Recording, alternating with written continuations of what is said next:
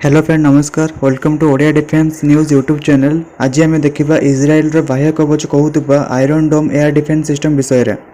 Gaza पटरे इज्राएल और फिलिस्तीन सैनिक मैंने मुहांमुही परिस्थिति थिला बेले गत सोमवार दिन हमासर आतंकवादी संगठन इज्राएल उपर गोटे दिन में 1000 ऊर्ध्व रकेट माड़ करते किंतु इज्राएल बाह्य कवच कहूबा iron dome air defence system यह संपूर्ण भाव में नाकामी कर देथिला। आयरन डोम एंटी मिसाइल डिफेन्स सिस्टम एक छोट दूरता संपन्न एयर डिफेन्स सिस्टम अटे जहाँकि रकेट तोपखाना और मोटर को भी नष्ट कर सक्षम।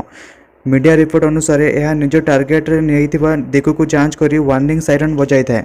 साइरन बाजी सारा पर स्थानीय लोकों पाखे 30 ରୁ 90 सेकेंड समय रही है सुरक्षित स्थान को जावाई। यापर आयरन डोम निज राडार द्वारा हमलार पूर्वानुमान लगाई था, शत्रु मिसाइल तथ्य देता है और केते संख्यार केउं दिगरे केउपरि भाव मिसाइल आसुछि यह पूर्व संपूर्ण तथ्य जानी सारा पर 2 ରୁ 3 मिनिट समय लगी था।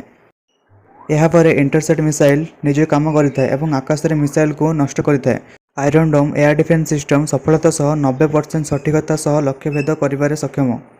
Cruise missile, guided missile, drone, fighter planes, helicopter एवं मोटर आक्रमण मध्य रक्षा करिबार सक्षम।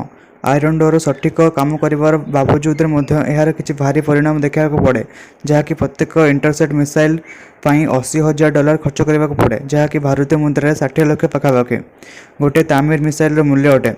देखा गले बड़ बड़ देश एतिक मूल्य किसी नुहे।